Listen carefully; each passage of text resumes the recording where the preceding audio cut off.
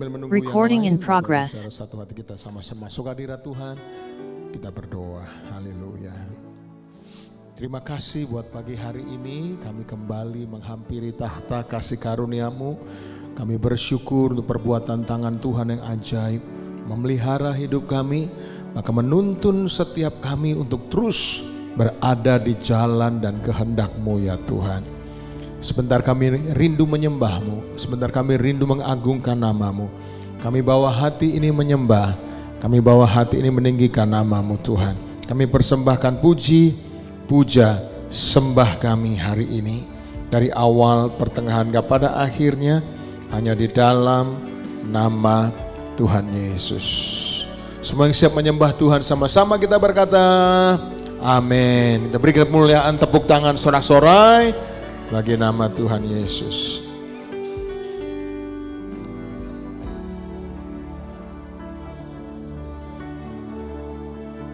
Yang menjadi tempat jawaban hanya Kau, tempatku berharap, berjalan bersama-Mu. Ku takkan goyah sebab tangan kasih-Mu tersedia bagiku. Selamanya Kau ku cinta, hanya Kau yang menjadi tempat jawaban. Hanya Kau tempatku berharap, berjalan bersama-Mu. Ku takkan goyah sebab tangan kasih-Mu tersedia bagiku. Selamanya Kau ku cinta. Mari tinggikan Tuhan Bapak Ibu. Kau telah buktikan cinta-Mu padaku. Kau membayarku dengan hidup-Mu. Ku bersyukur yang ada padaku. Semuanya milik-Mu, ku persembahkan seluruh hidupku di mezbah-Mu. Sekali lagi, Kau telah buktikan cinta-Mu padaku. Kau membayarku dengan hidup-Mu. Ku bersyukur yang ada padaku.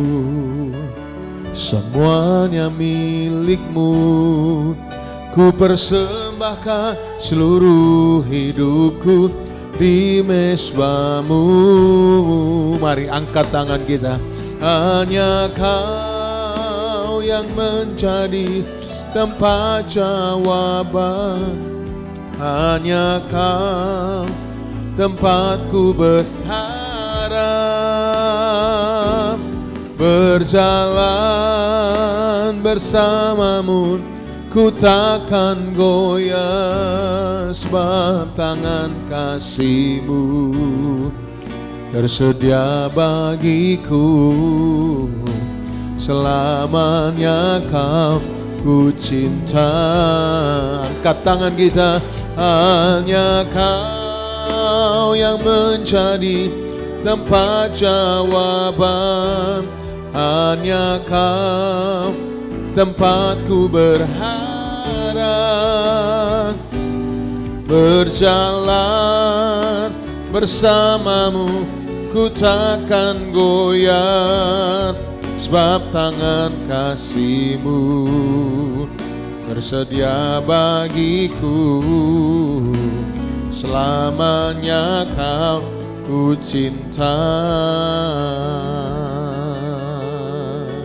Kau telah buktikan ya Tuhan, Kau telah buktikan cintamu padaku. Kau membayarku dengan hidupmu. Ku bersyukur yang ada padaku. Semuanya milikmu. Ku persembahkan seluruh hidupku di mezbamu. Angkat tangan kita semua. Hanya Kau yang menjadi tempat jawaban. Hanya Kau tempatku berharap. Berjalan bersamamu ku takkan goyah, sebab tangan kasih-Mu sedia bagiku. Selamanya Kau ku cinta. Oh, hanya Kau yang menjadi tempat jawaban. Hanya Kau tempatku berharap.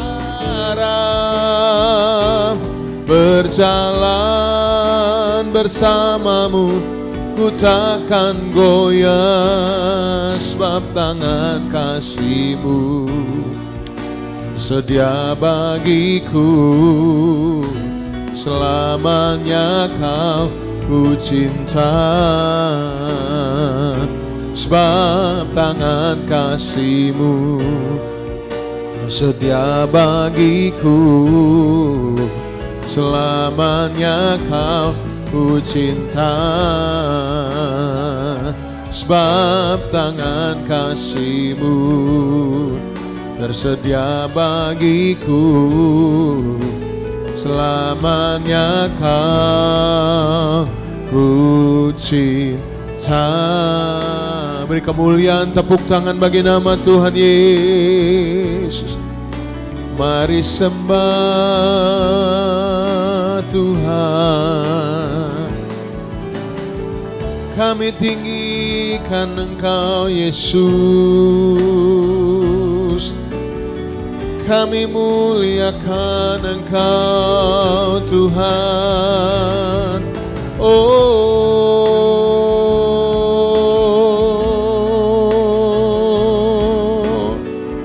haleluya, haleluya.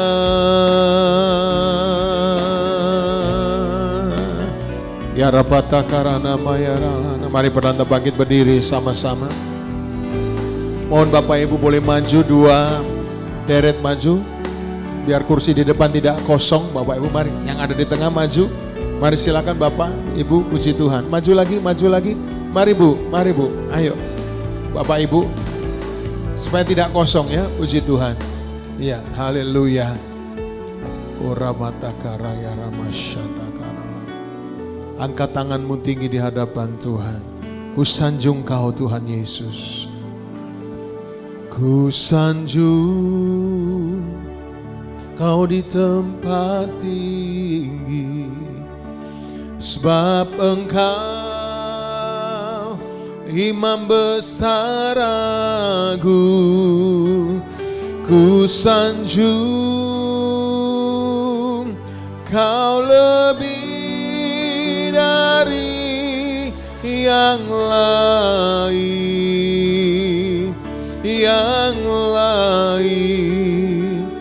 dan ku datang menyembah-Mu Tuhan. Sambil buka tangan kita, angkat wajah kita, sanjung Dia. Ku sanjung Kau di tempat, sebab Engkau Imam besar agung. Ku sanjung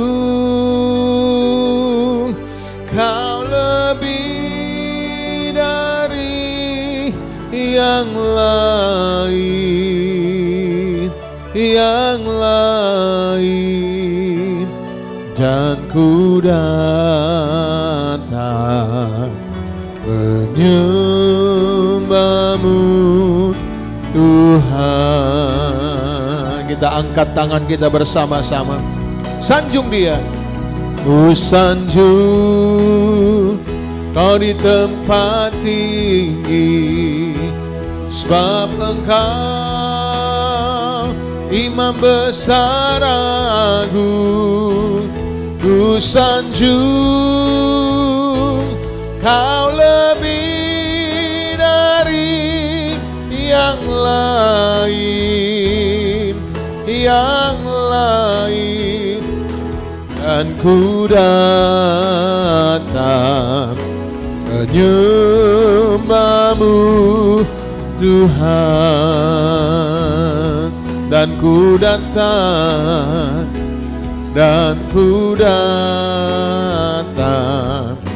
menyembah-Mu Tuhan, dan ku datang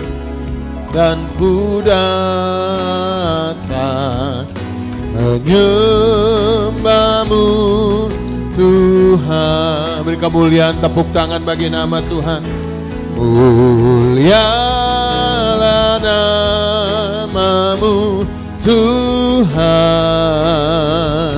dan ajaib jalan-Mu. Pimpin kami di setiap waktu. Besar setia-Mu Tuhan, agunglah karya-Mu. Yesus, kami bersyukur padamu. Sama angkat tangan kita. Mulialah nama-Mu Tuhan,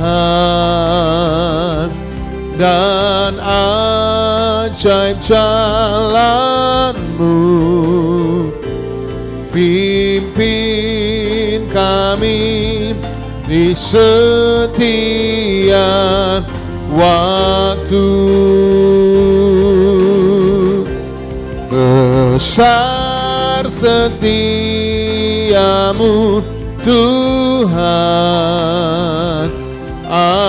agunglah karya-Mu. Yesus, kami bersyukur padamu. Yesus, kami bersyukur. Yesus, kami bersyukur padamu. Sambil angkat tangan kita bersyukur. Katakan, Yesus, kami bersyukur padamu. Kasih tepuk tangan sorak-sorai. Muliaan bagi nama Tuhan. Dalam nama Yesus yang percaya katakan amin. Tepuk tangan bagi nama Tuhan Yesus. Cari 5 orang, beri salam kiri kanan, katakan ayo bersyukur lebih lagi. Amin. Ayo tepuk tangan sama-sama Bapak Ibu Saudara. Hey!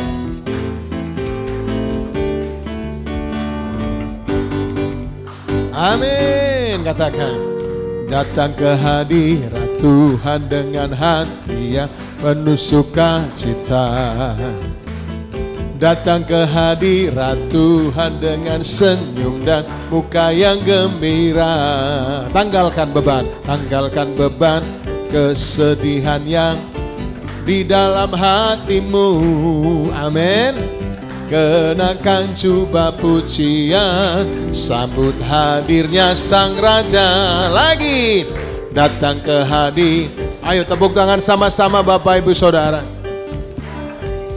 Datang ke hadirat Tuhan dengan senyum, muka yang gembira. tanggalkan beban kesedihan yang di dalam hatimu. Kenakan jubah pujian, sambut hadirnya Sang Raja. Semua. Dan gunung-gunung pun bersorak-sorai memuji Dia. Ya. Dan pohon-pohon pun bertepuk tangan memuji Dia. Sekalian kita di sini, berkumpul dan memuji Dia.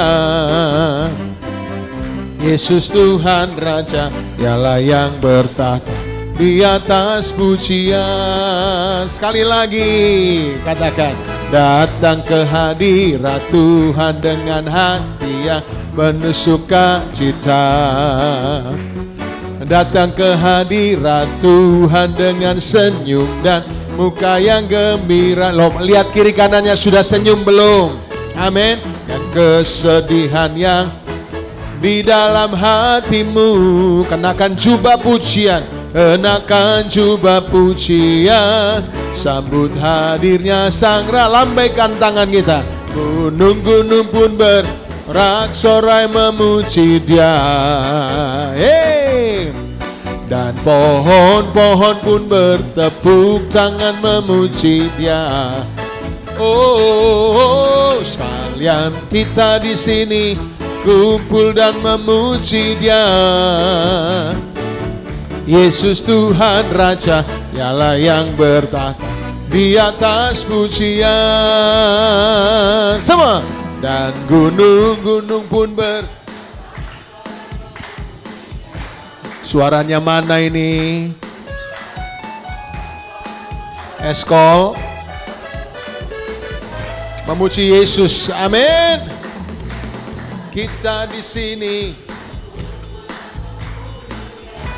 Yesus Tuhan, Yesus Tuhan Raja, Dialah yang bertahta di atas pujian. Yesus, Yesus Tuhan Raja, Dialah yang bertahta di atas pujian. Yesus Tuhan Raja, Dialah yang bertahta di atas pujian.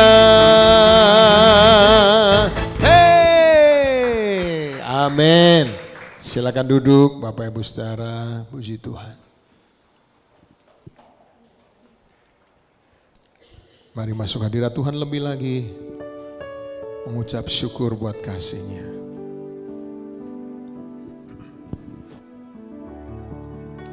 Betapa hatiku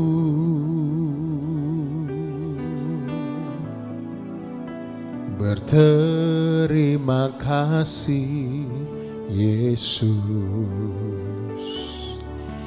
Kau mengasihiku,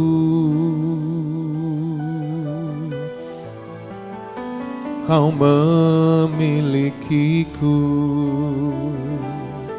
Betapa hatiku, betapa hatiku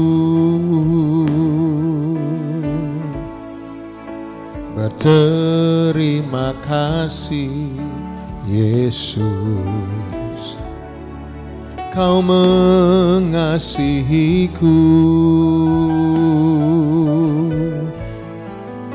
Kau memilikiku. Sama-sama angkat tangan kita, katakan, hanya ini Tuhan persembahanku.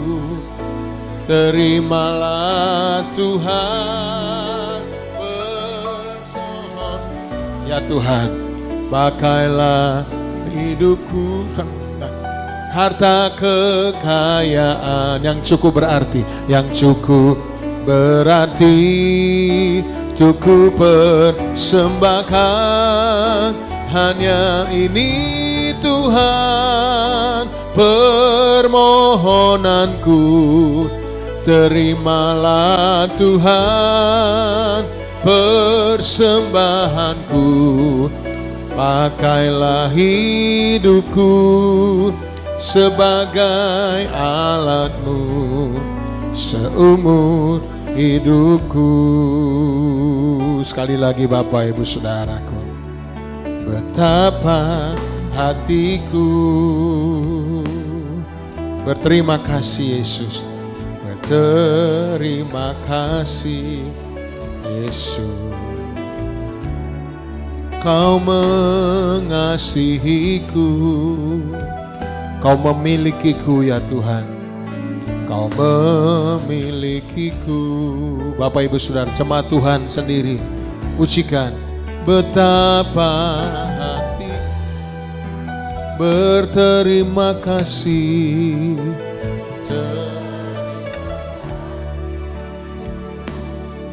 Kau mengasihiku,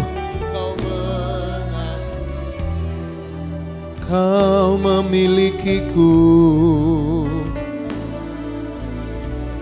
Sama-sama kita angkat tangan kita di hadapan Tuhan, berkata, hanya ini Tuhan, persembahan segenap hidupku, segenap hidupku, jiwa dan ragaku, sebab tak ku miliki harta kekayaan yang cukup berarti untuk ku persembahkan. Hanya ini Tuhan permohonan, terimalah, terimalah Tuhan persembahanku, persembahan.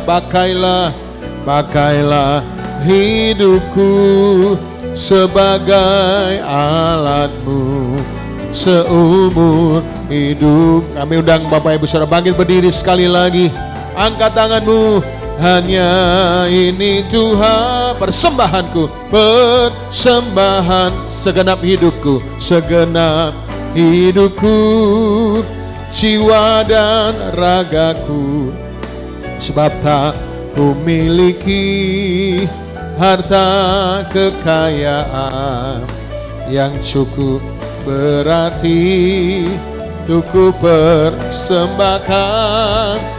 Hanya ini Tuhan permohonanku, terimalah, terimalah Tuhan persembahanku.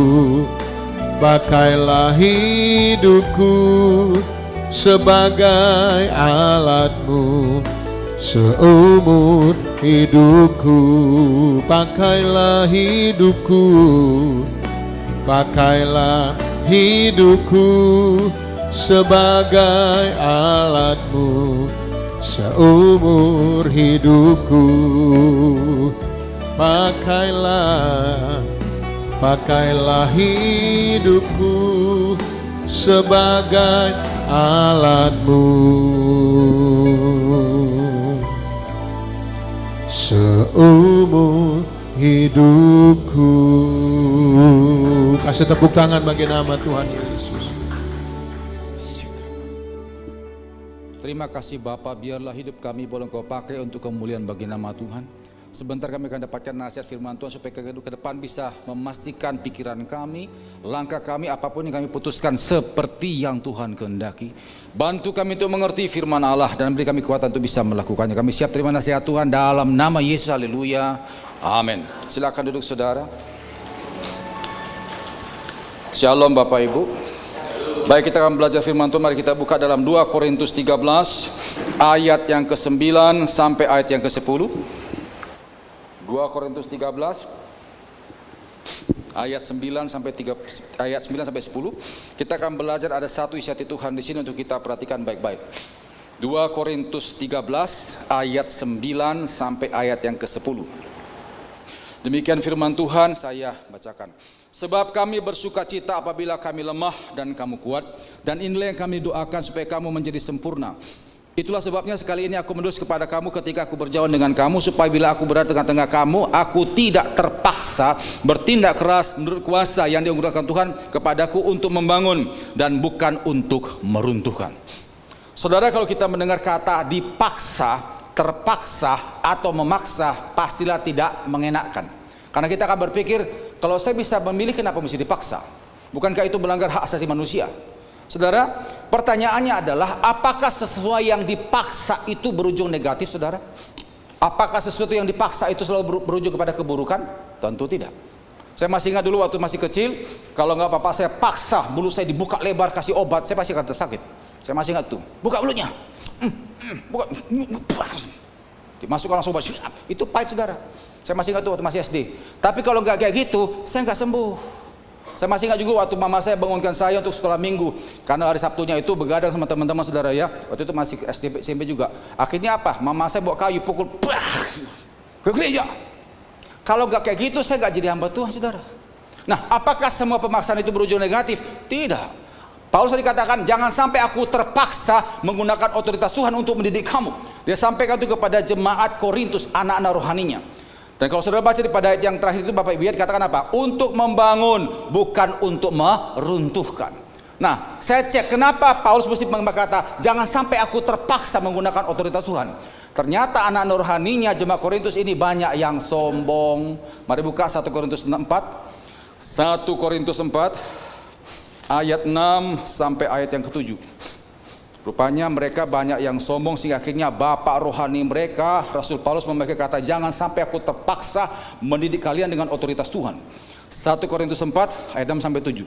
Saudara-saudara, kata-kata ini aku kenakan pada diriku sendiri dan pada Apolos karena kamu, supaya dari teladan kami kamu belajar apakah artinya ungkapan jangan melampaui yang ada tertulis, supaya jangan ada antara kamu yang menyombongkan diri dan dengan jalan mengutamakan yang satu daripada yang lain. Sebab siapakah yang menganggap engkau begitu penting, dan apakah yang engkau punyai yang tidak engkau terima, dan jika engkau memang menerimanya, mengapakah engkau memegahkan diri seolah-olah engkau tidak menerimanya? Ternyata jemaat Korintus itu sombong sehingga akhirnya Paulus katakan jangan sampai aku memaksa kalian dengan otoritas Tuhan. Saudara, pernah nggak saudara menyadari Tuhan juga bisa main paksa? Ya, Tuhan juga bisa main paksa. Tapi untuk apa? Supaya kita betul-betul mengerti kehendak Tuhan. Tujuannya bukan untuk meruntuhkan, tapi untuk membangun. Kita akan lihat saudara, ada 3 contoh di Alkitab Tuhan paksa. Dan itu bukan untuk mereka hancur, tapi untuk mereka jadi lebih baik lagi. Yang kita akan lihat Bapak Saudara ya, ada 3 alasan kenapa Tuhan memaksa kita. Dan itu pun juga akan berlaku pada kita. Yang pertama, sudah tahu kebenaran, sudah tahu perintah Tuhan, tapi menolak. Kenapa Tuhan paksa kita? Karena kita menolak perintah atau kebenaran itu padahal kita sudah tahu. Apa contohnya? Yunus. Mari buka Yunus pasal 1. Yunus pasal 1. Yunus ini sudah tahu kebenaran tapi dia menolak. Yunus pasal 1 ayat 1 sampai ayat yang keempat. Menolak perintah atau kebenaran padahal sudah tahu. Yunus pasal 1 ayat 1. Datanglah firman Tuhan kepada Yunus bin Amittai demikian. Bangunlah, pergilah ke Niniwe, kota yang besar itu. Berserulah terhadap mereka karena kejahatanmu telah sampai kepadaku. Tetapi Yunus bersiap untuk melarikan diri ke Tarsis, jauh dari hadapan Tuhan. Ia pergi ke Yafo dan mendapat di sana sebuah kapal yang akan berangkat ke Tarsis. Ia membayar biaya perjalanannya lalu naik kapal itu untuk berlayar bersama-sama dengan mereka ke Tarsis, jauh dari hadapan Tuhan. Tetapi Tuhan menurunkan angin ribut ke laut, lalu terjadilah badai besar sehingga kapal itu hampir-hampir terpukul hancur. Bapak Ibu kalau baca selanjutnya akhirnya apa? Mereka bawa undi itu jatuh ke Yunus dan dilemparkan ke laut. Akhirnya Yunus dipaksa lewat ikan besar sampai ke Niniwe. Kenapa demikian? Menolak perintah, menolak kebenaran padahal sudah tahu. Saudara, saya percaya kita semua di sini pasti sering ke gereja, bersekutu di rumah, dan saya tahu saudara pasti pernah mengalami templakan Roh Kudus toh? Ya. Nah, pertanyaannya, saudara lakukan apa tidak? Pesan saya sebagai hamba Tuhan, segera lakukan. Jangan seperti Yunus seolah-olah nggak tahu, padahal kita sudah tahu. Nanti lihat Tuhan akan paksa saudara. Kejadian ini pernah saya alami Bapak Ibu waktu saya menghadapi adik saya, maupun serta keluarga saya. Adik saya tahun 99 dia sudah di Amerika saudara ya. Ada 2 orang adik saya sana, perempuan sama laki. Nah, adik saya yang perempuan itu pacaran. Kebetulan pacarnya itu masih kenal dengan keluarga kami, sama-sama kami dari satu kampung Setoraja saudara ya. Hanya saja laki ini agak playboy. Itu yang membuat akhirnya adik saya tidak lagi ke gereja dan tinggalkan pelayanan gereja di sana. Itu kan sudah bukan dari Tuhan Bapak Ibu. Iya. Kalau dari Tuhan otomatis apa? Menyatukan keduanya untuk mengasihi Tuhan, bukan jauh dari Tuhan. Ini jauh dari Tuhan. Udah pasti itu bukan dari Tuhan. Sekalipun dia Kristen. Adik saya yang laki-laki telepon saya, "Son, si Santi itu," nama adik saya perempuan Santi. "Si Santi itu sejak pacaran sama si Juni gak pernah ke gereja lagi. Coba kau tegur itu." Waduh. Akhirnya saya tegur saudara ya. Saya telepon itu 2002 Januari, jadi 24 tahun yang lalu. Saya bilang, Santi, ku dengar dari si Topan itu adik saya nomor 3 saudara ya. Kau gak pernah ke gereja sejak pacaran sama Juni ya? Kau tahu nggak itu dari Tuhan apa tidak? Nah, dia diam aja. Kalau dari Tuhan Santi, engkau pasti akan datang dengan Juni ke gereja sama-sama pelayanan, bukan tinggalkan pelayanan. Itu jelas bukan dari Tuhan. Itu gak benar. Saya ngomong gitu saudara. Dia diam aja. Saya bilang gini, oke lah. Kalau kau memang gak bisa putus, lihat aku doa. Saya bilang gitu. Itu saya pakai otoritas Tuhan. Lihat nanti aku doa. Langsung tak telepon saudara. Selesai. Saya doa, Tuhan, aku tidak ingin adikku jadi apa. Kalau memang kau tidak mengendaki, putus. Saya bilang gitu. Saya doa mulai Januari saudara ya.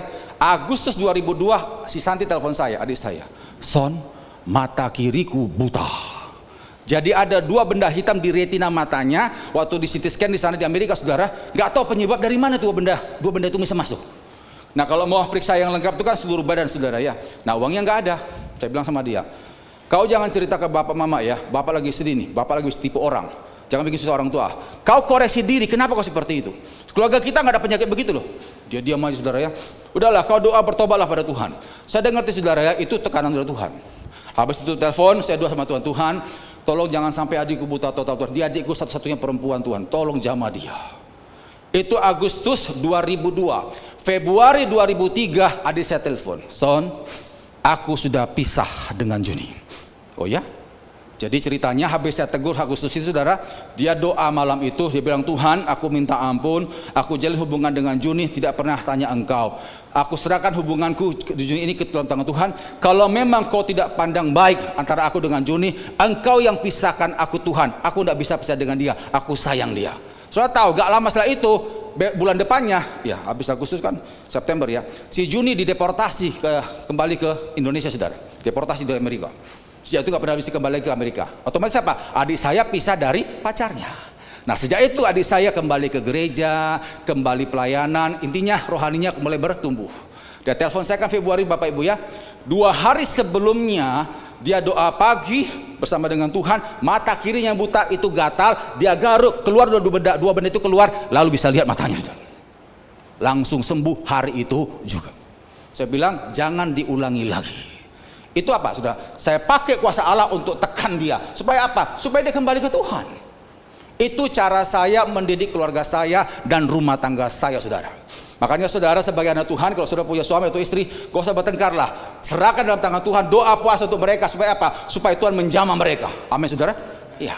Kita nggak bisa hentikan langkah, nggak bisa. Kita nggak bisa hentikan langkah apa hatinya. Kita nggak bisa atur pikiran, nggak bisa. Tapi kita bisa berdoa agar Tuhan buat satu kejadian, dan kejadian itu bisa dia kapok saudara. Itu bisa. Itu Tuhan pakai otoritas Tuhan itu apa? Maksa dia untuk membangun, bukan untuk peruntukan.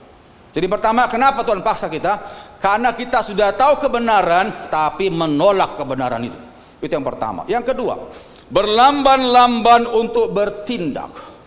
Kenapa Tuhan paksa? Karena kita lamban bertindak. Lamban di sini saudara bukan karena usia, tidak. Tapi karena kita sering nunda. Nantilah, itulah, kapanlah. Sering menunda. Contohnya siapa? Kita lihat Lot. Mari buka Kejadian 19. Kejadian 19 ayat 15 sampai 16. Kejadian 19 ayat 15 sampai ayat 16. Berlambat-lambat untuk bertindak, bukan karena usia, tapi karena suka menunda dan menunda. Kita lihat Lot. Kejadian 19 ayat 15 sampai 16. Ketika itu fajar telah menyingsing. Ini pada waktu itu Sodom Gomora mau dihancurkan Tuhan saudara ya. Ketika fajar telah menyingsing, kedua malaikat itu mendesak Lot supaya bersegera, katanya, bangunlah, bawalah istrimu dan kedua anakmu yang ada di sini supaya engkau jangan mati lenyap karena keduniaan kota ini. Ketika ia saudara? Berlambat-lambat, maka tangan istri dan tangan kedua anaknya itu dipegang oleh kedua orang itu, sebab Tuhan hendak mengasihani dia. Lalu kedua orang itu menuntunnya keluar kota dan melepaskannya di sana. Mungkin karena Lot sama anak istrinya itu kan berhasil Sodom Gomora Bapak Ibu ya. Akhirnya dia berpikir, aduh, kenapa sih tinggalkan kota ini? Kita sudah berhasil punya toko, punya usaha. Akhirnya mereka lambat. Malaikat Tuhan langsung tarik, ayo cepat. Dipaksa saudara. Saudara, kalau kita sering berlambat-lambat melakukan firman Tuhan, Tuhan akan memaksa kita. Sekali lagi, pemaksaan ini bukan untuk menghancurkan, tapi untuk membangun. Contoh kesaksian, saya waktu kuliah dulu, tahun 95 itu, saya punya teman, kita ke kos-kosan di Gebang sana, saudara. Kita ada kumpulan anak-anak rantau persekutuan doa. Saya dari Sumatera, ada dari Kalimantan, ada lagi teman-teman dari Timur-Timur. Waktu itu kan Timur-Timur belum lepas, saudara ya. Nah, kita bikin persekutuan doa supaya kita saling menguatkan sama anak rantau. Nah, awalnya semua lengkap, tapi lama-lama ada satu teman kami itu yang gak pernah lagi muncul. Mulai menjauh dari persekutuan doa. Saya nasihati, bro, kita gak lama kok PD-nya, cuman gak sampai setengah jam lah. Kita sama-sama doa, ikutlah, aku gak pernah muncul lagi. Aku masih belum bisa, Son, ada banyak alasan, saudara. Sampai akhirnya teman-teman beritahu, Son, kayaknya dia tuh terikat pornografi itu. Soalnya waktu lalu aku masuk kamarnya, ada banyak gambar perempuan telanjang. Coba kau tegurlah itu, Son. Saya datang ke saudara ya. Nah, saya juga nggak bisa lama-lama di kamar Bapak Ibu ya. Lama-lama saya juga jatuh di situ karena banyak perempuan telanjang. Saya bilang, ini gambar-gambar itu apalah, aduh. Alah, Son, aku itu bukan bencong, aku laki-laki. Ya, masa kita nggak bisa nikmati begini? Iya, tapi kayak gini kan akhirnya kok tiap persekutuan doa. Saya bilang, gampanglah itu. Saya bilang, kau datanglah, ya. Apalagi kita masing-masing membawa nama keluarga, nama daerah. Jaga nama baik keluargamu itu, saya bilang gitu. Ya, gampang lah itu. Teman-teman juga nasihati berulang, tapi dia selalu katakan apa? Nantilah itu. Ya sudahlah, akhirnya kami di persekutuan doa hanya mendoakan dialah, karena nggak bisa berbuat apa-apa lagi. Sampai satu saat sudah sekitar 2-3 bulan kami nasihati, makin jadi dia. Dia bawa perempuan dari Doli. Waktu itu ada Doli, saudara ya. Bapak Ibu sudah kenal Doli? Tahu Doli?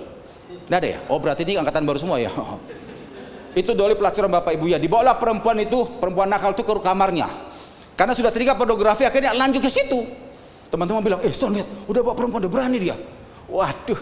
Waktu itu Bapak Ibu kebetulan memang ibu kos kami, bapak kos kami nggak di situ, di rumah yang lain. Akhirnya bisa bebas bawa begitu. Saya tegur, bro, kok jadi parah kau? Alah, tenanglah, Son, gampang lah itu, aku juga laki-laki kok. Aduh, sudahlah. Akhirnya sudah, kita hanya doa. Gak lama saudara ya, nggak sampai 3 bulan, ada 2 bulan adalah saya waktu pulang dari kampus. Itu anak digotong sama satu kos-kosan, menangis-nangis ke rumah sakit, maaf, karena kemaluannya bengkak dan bernanah, bernanah sampai teriak, aduh. Akhirnya bawa ke rumah sakit, rumah sakit haji, saudara ya, di Kelampis itu. Besoknya kami datang, saya bilang, untung nggak diamputasi punyamu itu, bilang gitu.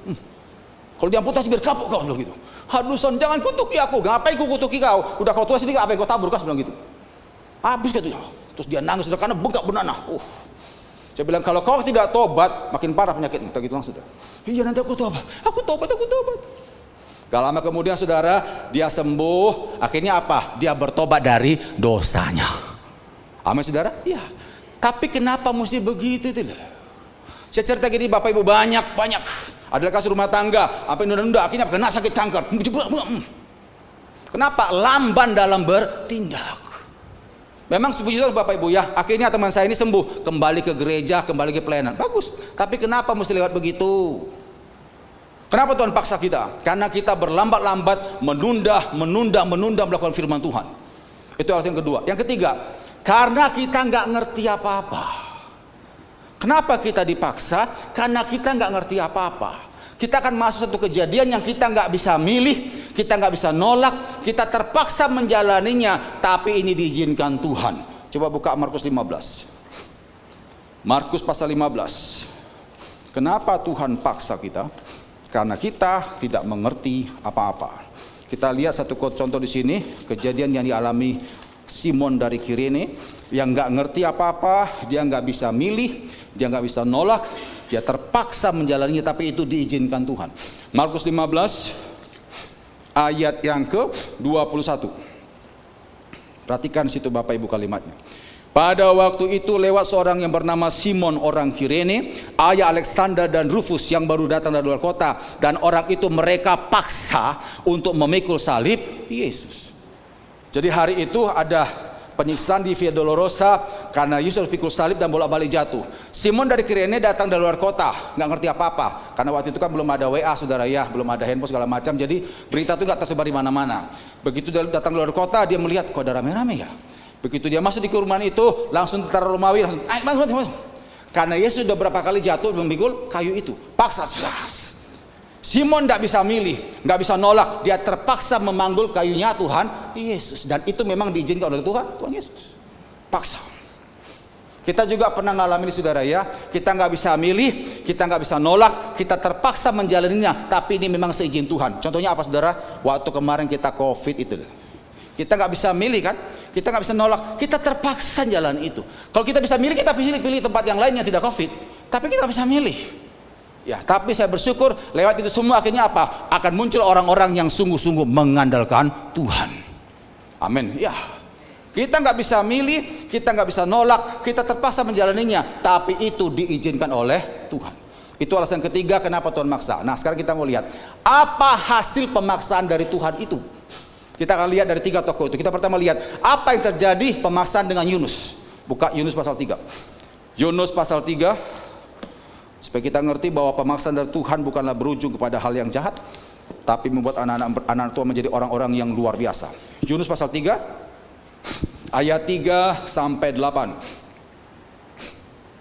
Yunus pasal 3 ayat 3 sampai 8. Bersiaplah Yunus lalu pergi ke Niniwe sesuai dengan firman Allah. Niniwe adalah sebuah kota yang mengagumkan besarnya, 3 hari perjalanan luasnya. Mulailah Yunus masuk ke dalam kota itu sehari perjalanan jauhnya, lalu berseru, 40 hari lagi maka Niniwe akan ditunggang balikan. Orang Niniwe percaya kepada Allah, lalu mereka mengumumkan puasa. Mereka baik orang dewasa maupun anak-anak mengenakan kain kabung. Setelah sampai kabar itu kepada raja kota Niniwe, turunlah ia dari singgasananya, ditanggalnya jubahnya, diselubungkan kain kabung, lalu duduklah dia di abu. Lalu atas perintah raja dan para pembesar orang memaklumkan dan mengatakan di Niniwe demikian, manusia dan ternak, lembu sapi dan kambing domba tidak boleh makan apa-apa, tidak boleh makan rumput dan tidak boleh minum air. Haruslah semuanya manusia dan ternak berselubung kain kabung dan berseru dengan keras kepada Allah, serta haruslah masing-masing berbalik dari tingkah lakunya yang jahat dan dari kekerasan yang dilakukannya. Lihat, pemaksaan dari Tuhan membuat akhirnya Yunus menjadi pengkhotbah yang 1 kali khotbah raja sampai ternak tobat, saudara. Dahsyat itu. Saya kalau baca nih Bapak Ibu, kita malu ya. Saya pengkhotbah udah keliling kemana-mana ya. Mungkin sudah ribuan kali saya khotbah, mungkin hanya 1 yang tobat. Ini 1 kali khotbah saudara, ribuan bahkan raja sampai ternak itu tobat. Luar biasa bukan? Iya. Dia menjadi pengkhotbah nomor 1 di Alkitab, itu Yunus. Pemaksaan dari Tuhan bukan membuat akhirnya nama Yunus jadi rusak, tidak. Jadi terkenal luar biasa. Amin. Iya, itu yang pertama. Terus yang kedua, kalau masalah Lot kita sudah tahu lah. Lot akhirnya selamat, sekalipun memang istrinya tidak selamat. Tapi kalau nggak dipaksa, Lot sama kedua anaknya pasti akan mati. Pemaksaan daripada Tuhan membuat akhirnya Lot dan anak-anaknya selamat. Lalu yang ketiga, kita lihat bagaimana pemaksaan Tuhan terhadap Simon dan Kirene. Coba buka sebentar tadi Markus 15. Markus pasal 15 ayat 21. Coba perhatikan kalimatnya Bapak Ibu ya, yang ada di sana itu ya. Markus 15 ayat 21. Pada waktu itu lewat seorang yang bernama Simon orang Kirene, ayah siapa saudara? Alexander dan Rufus yang baru datang dari luar kota, dan orang itu mereka paksa untuk memikul salib Yesus. Kita dapat informasi ternyata Simon adalah bapak dari Alexander dan Rufus. Buka Roma 16. Roma pasal 16 ayat 13. Roma 16 ayat 13. Ini adalah perkataan Rasul Paulus. Dikatakan di sana, salam kepada Rufus, orang pilihan dalam Tuhan, dan salam kepada ibunya yang bagiku juga adalah ibu. Banyak penafsir teolog berkata Rufus yang disebut di sini adalah Rufus anak dari Simon orang Kirene. Ternyata apa? Setelah pemaksaan di Via Dolorosa itu membuat Simon itu bukan menjadi orang yang buruk nama baiknya, tidak menjadi orang yang dipakai Tuhan. Sampai pengakuan itu juga keluar dari mulut seorang rasul yang besar pada waktu itu adalah Rasul Paulus. Rufus itu orang pilihan dalam Tuhan. Itu dahsyat. Lebih luar biasa apa lagi? Mamanya atau istri dari Simon Kirene dihormati Paulus sendiri sebagai ibunya. Pemaksaan dari Tuhan bukan buat kita hancur Bapak Ibu ya, tapi buat kita semakin dibangun, didewasakan dan diberkati oleh Tuhan. Yang setuju katakan amin. Nah, kalau kita lihat Bapak Ibu ya, dipaksa saja diberkati. Apalagi kalau nggak dipaksa. Nah, yang jadi pertanyaan, gimana supaya nggak dipaksa? Buka Mazmur 51. Mazmur 51 ayat 14. Kalau dipaksa saja kita diberkati, apalagi kalau nggak dipaksa. Bagaimana untuk tidak dipaksa? Hanya satu caranya. Mazmur 51 ayat yang ke-14. Dikatakan di sana, Bangkitkanlah kembali kepadaku kegirangan karena selamat yang daripadamu, dan lengkapilah aku dengan roh yang rela. Kita harus punya teachable spirit, hati yang gampang diajar. Kalau kita punya hati yang gampang diajar, kita gampang tertegur, gampang insaf, gampang berubah. Ingat Bapak Ibu ya, Tuhan tidak pernah pakai cara keras dan cara kasar bagi mereka yang penurut.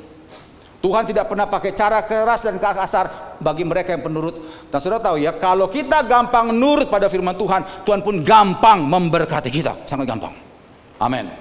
Makanya saudara, jangan sampai kita dipaksa. Kalau kita udah ngerti firman Tuhan, sudah lakukan sajalah.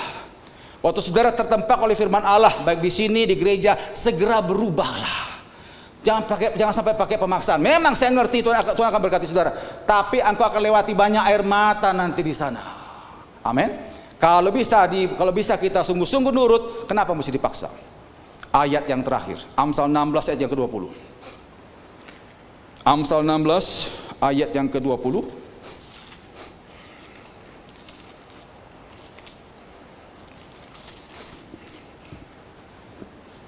Saudara, saya pernah bantu doa seorang ibu waktu saya masih di Betani Manyar, saudara ya.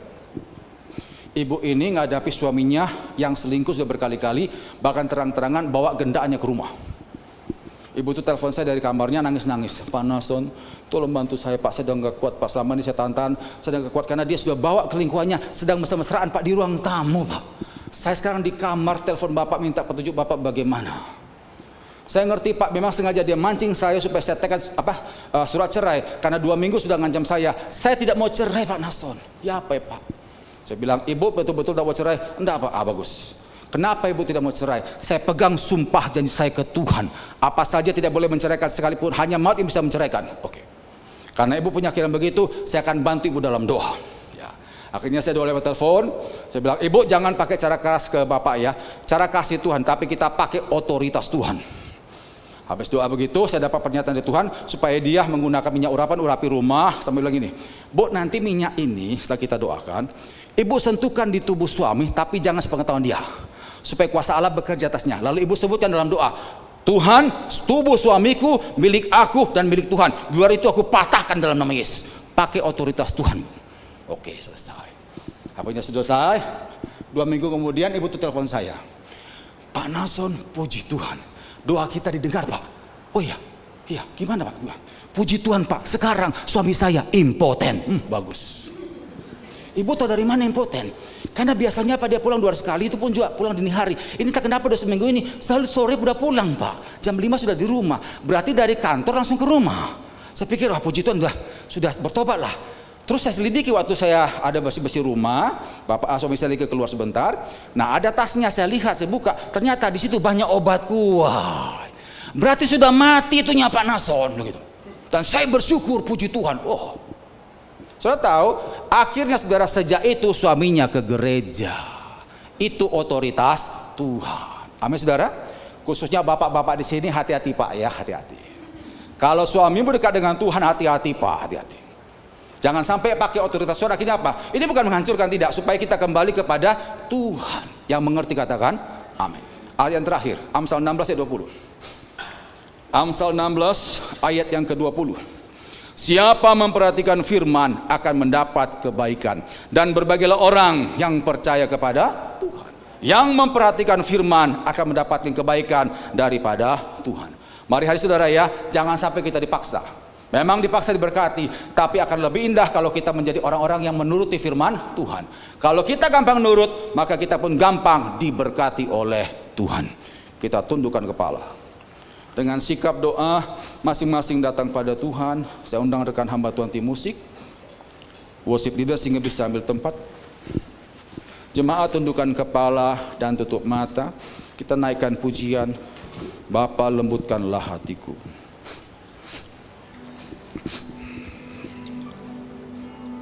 Bapa, lembutkanlah hatiku untuk dapat mengerti rencanamu. Bapa, bentuklah diriku untuk dapat mengerti saksimu dan mengerti rencanamu di dalam hidupku. Jadikan aku semakin indah di hadapanmu. Terima kasih Yesusku, terima kasih Yesusku.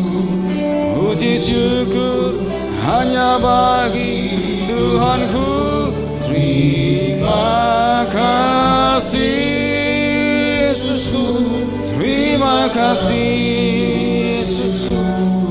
Puji syukur hanya bagi Tuhan. Kita naikkan sekali lagi saudara. Bapa, lembutkan hatiku. Bapa, lembutkanlah hatiku untuk mengasihimu. Oh Bapa, bentuklah diriku untuk dapat mengerti saksimu dan mengerti rencanamu di dalam hidupku. Jadikan aku semakin indah di hadapanmu. Terima kasih Yesusku, terima kasih Yesusku. Puji syukur hanya bagi Tuhanku. Terima kasih Yesusku, terima kasih Yesusku. Puji syukur hanya bagi Tuhan. Kita bangkit berdiri saudara. Kasih Yesusku, terima kasih Yesusku. Puji syukur hanya bagi Tuhanku. Terima kasih Yesusku, terima kasih Yesusku. Puji syukur hanya bagi Tuhanku. Puji syukur hanya bagi Tuhanku. Puji syukur hanya bagi Tuhan.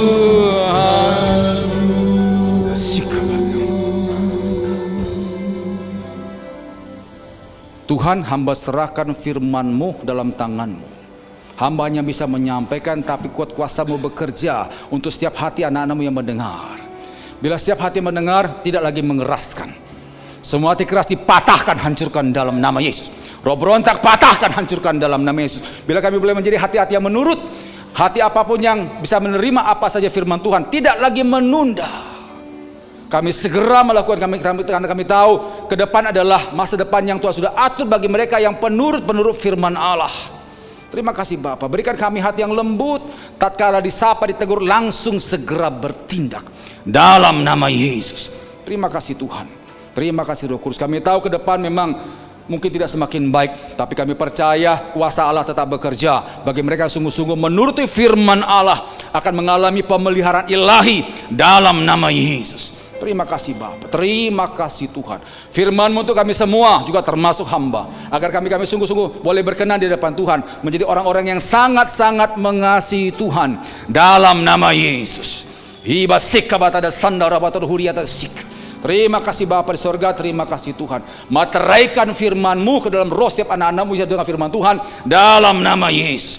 Dalam nama Yesus. Terima kasih Bapa. Kami mengucap syukur untuk ibadah yang sudah berkati dari awal hingga selesainya. Sempurnakan pujian, Sempurnakan penyembahan. Kuasa urapan hadirat-Mu boleh kami rasakan pada siang hari ini Tuhan. Sempurnakan semua doa-doa yang sudah kami naikkan dan meteraikan firman yang sudah kami dengar. Sehingga seluruh ibadah kami pada hari ini boleh naik ke takhta-Mu yang kudus, menjadi persembahan yang harum, menyenangkan hati Tuhan. Jikalau sebentar kami akan kembali beraktivitas melakukan tugas pekerjaan pelayanan kami, Tuhan, kami butuh berkat-Mu. Oleh karena itu kami membuka kedua tangan kami. Kami mengangkat hati dan wajah kami ke takhta-Mu dan kami percaya berkat yang kami terima pada hari ini adalah berkat dari Allahnya Abraham, Ishak dan Yakub yang kami sembah di dalam nama Tuhan Yesus Kristus. Melalui kuat kuasa persekutuan dengan Roh-Mu yang kudus Tuhan. Itu yang selalu membimbing, mengarahkan, menuntun, mengubahkan, menyempurnakan iman, pengharapan dan kasih kami kepadamu ya Allah. Dan kekuatan-Mu yang dahsyat itu memberkati kami. Mulai hari ini bahkan sampai selama-lamanya di dalam nama Yesus. Haleluya. Amin. Tepuk tangan bagi Tuhan. Tuhan berkati.